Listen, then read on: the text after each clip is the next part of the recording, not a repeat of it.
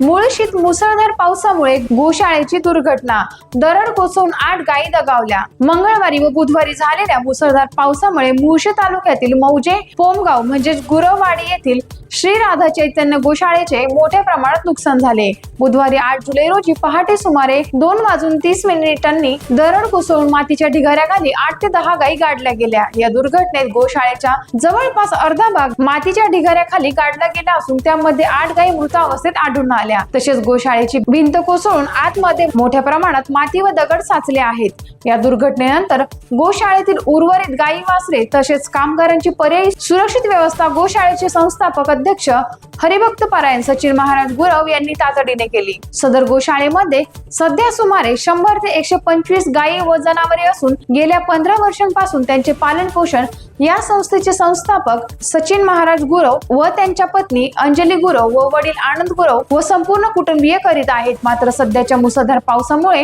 ओढवलेल्या या नैसर्गिक आपत्तीत गोशाळेची मोठी हानी झाली आहे। गायींसाठी साचवलेल्या चाराही पाण्याच्या पावसासोबत वाहून गेल्याने चाऱ्याचा गंभीर प्रश्न निर्माण झाला असून उर्वरित गायींसाठी सुरक्षितताही प्रश्न ऐरणीवर आला आहे।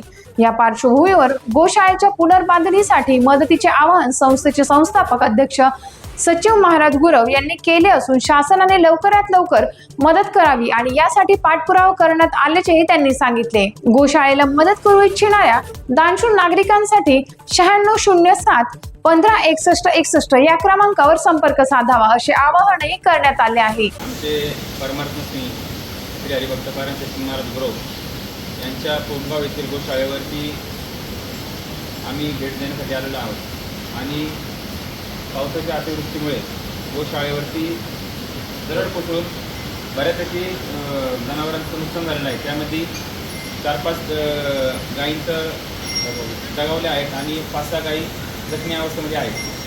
तरी शासनाकडून त्यांना मदत मिळावी ही अपेक्षा आहे। आज या ठिकाणी आपल्या गोशाळेवरती फार मोठं संकट ओढवलं आहे। रात्री 3:30च्या दरम्यान या ठिकाणी दरड कोसळली आणि त्याच्यामध्ये त्या ठिकाणी 8 गायी आपल्या गेल्या आणि त्यातल्या त्यात एवढी कंडिशन खराब असताना मी वारीत असताना वारीतून मध्ये आलो। रस्ता पॅक होता सकाळपासून। रस्ता आम्ही दुरुस्त करून मी 10 वाजता इथं पोचलो आणि उठून पिशवी लावून काही गायी काढल्या गेल्या आणि त्यातल्या त्यात सभापतींना कळल्यानंतर लगेच सभापती या ठिकाणी हजर झाले। सभापतींनी पाहणी केली। आता डॉक्टर वैद्यकीय अधिकारी पण येऊन गेलेले आहेत।